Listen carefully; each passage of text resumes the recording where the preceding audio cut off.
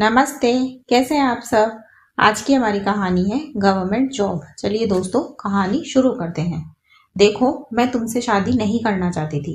मेरे घर वालों ने बस तुम्हारी गवर्नमेंट जॉब की वजह से मेरी शादी तुमसे करवा दी, स्वाति ने अभिषेक से कहा। अभिषेक अपनी नई नवेली दुल्हन के मुंह से ऐसी बातें सुनकर हैरान रह गया। अभी कुछ देर पहले तो वो कितना खुश था, अपनी नई जिंदगी को लेकर सपने बुन रहा था। उसकी बहनों और भाभीियों ने पहले उसे खूब परेशान किया, फिर सुहागरात के कमरे में भेजा था। अंदर आया तो स्वाति को नाइट ड्रेस में देखकर उसे झटका लगा। फिर उसने सोचा कि कोई बात नहीं, वो लहंगा वैसे भी कितना हैवी था। पर अंदर आते ही स्वाति ने उसे सच से रूबरू करवा दिया, जिसे सुनकर अभिषेक हैरान रह गया। फिर भी उसने खुद को संयत करके पूछा, तुमने अपने घर वालों को मना नहीं किया था। ये भी कहा था कि तुम मेरे साथ अच्छे नहीं लगोगे, पर वे लोग नहीं माने, स्वाति ने बताया। क्या तुम किसी और को पसंद करती हो, अभिषेक ने पूछा। नहीं तो मुझे कोई और पसंद नहीं है, पर तुम और मैं साथ में अच्छे नहीं लगते बस। वो तो तुम्हारी गवर्नमेंट जॉब है, वरना मुझे नहीं लगता तुमसे कोई भी शादी करता, स्वाति ने कहा।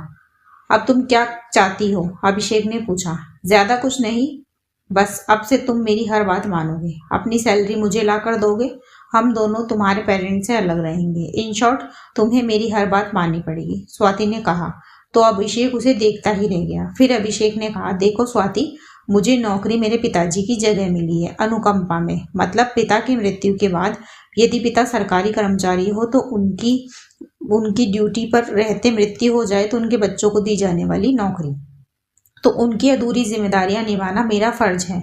मेरे 2 छोटे भाई हैं जिनकी मुझे शादी करनी होगी।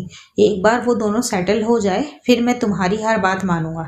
दरअसल अभिषेक के पिताजी रेलवे में टीटी के पद पर कार्यरत थे।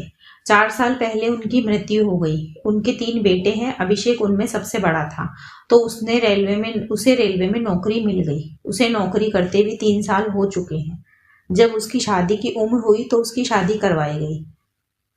फिर स्वाति ने कहा, देखो, मैं ये सब नहीं जानती। मैं इतनी सुंदर हूं कि मुझे कोई भी मिल जाएगा। मुझे तुम्हारी जिम्मेदारियों से कोई लेना देना नहीं है। तुम्हारी जिम्मेदारी अब से बस मैं हूं, स्वाति ने कहा। अगर मैं ऐसा ना करूं तो, अभिषेक ने पूछा। तो मैं तुमसे डाइवोर्स ले लूंगी, तुम पर और तुम्हारे घर वालों पर दहेज का केस लगा दूंगी और तुम्हें नौकरी से हाथ धोना पड़ेगा, स्वाति ने कहा।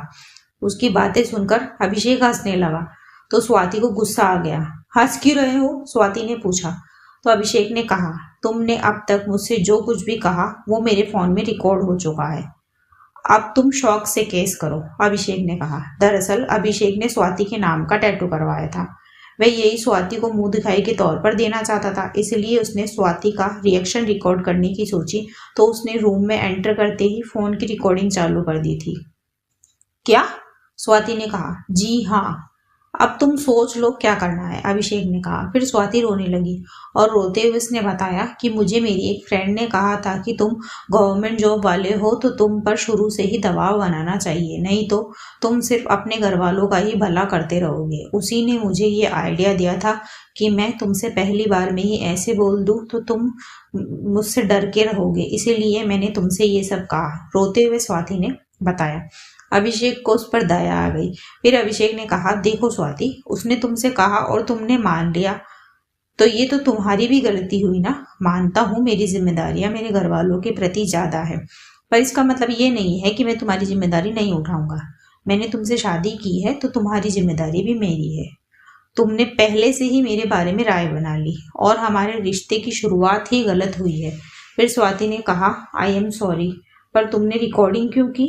फिर अभिषेक ने उसे वो टैटू दिखाया और कहा, इसीलिए मैं तुम्हारा रिएक्शन रिकॉर्ड करना चाहता था। स्वाति ने उससे माफी मांगी और अभिषेक ने उसे गले से लगा लिया।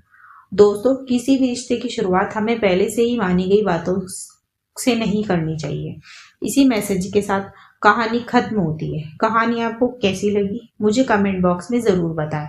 ऐसी और कहानियां सुनने के लिए मेरे चैनल KNY के हिंदी कहानियां को सब्सक्राइब जरूर करें। थैंक यू सो मच दोस्तों।